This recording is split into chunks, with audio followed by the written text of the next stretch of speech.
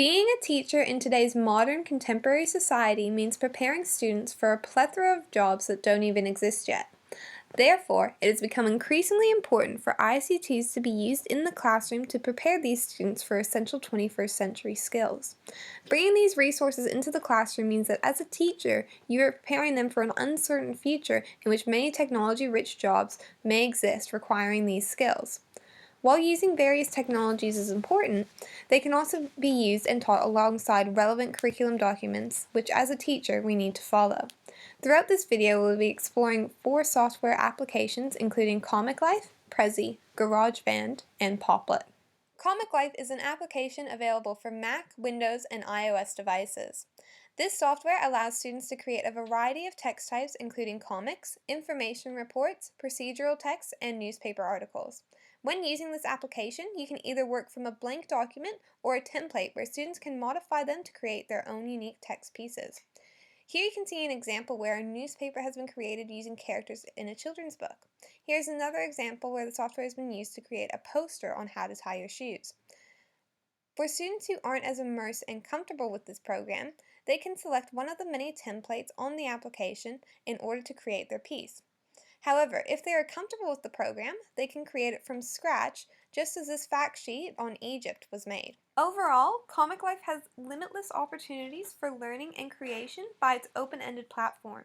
Teachers can use it to create worksheets and other handouts as well as have students use the program themselves. With this software being available on computers as well as tablets, it fits well in the 21st century classroom. Although software that usually carries a presenting style format such as PowerPoint and Prezi are commonly seen in university lecture theaters and high school classrooms, they still have valuable uses in the primary school setting. Whilst exploring Prezi, I found that a unique feature of it is that you can continue to expand out your presentation in order to include more and more, giving you an infinite space to work with, something which PowerPoint does not have. Like Comic Life, Prezi also has some templates to use. However, importing photos and creating your own unique layout is also available.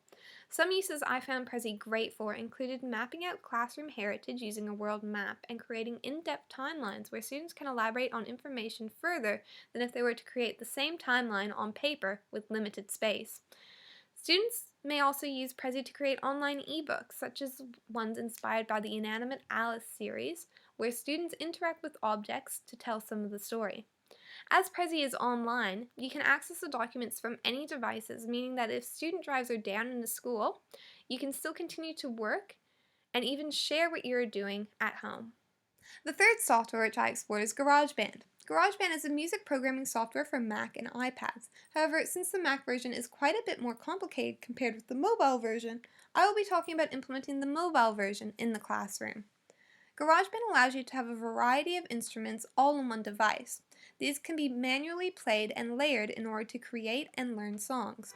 For students who aren't confident musicians, however, there is a feature called autoplay in the app where students are able to have a melody play in their chosen key.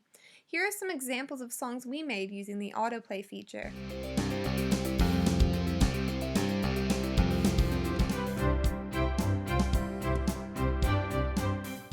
By having this application available in schools, students have access to a variety of instruments which they can collaborate on in order to create songs, which they are able to share with other students and the broader community as you can export these songs.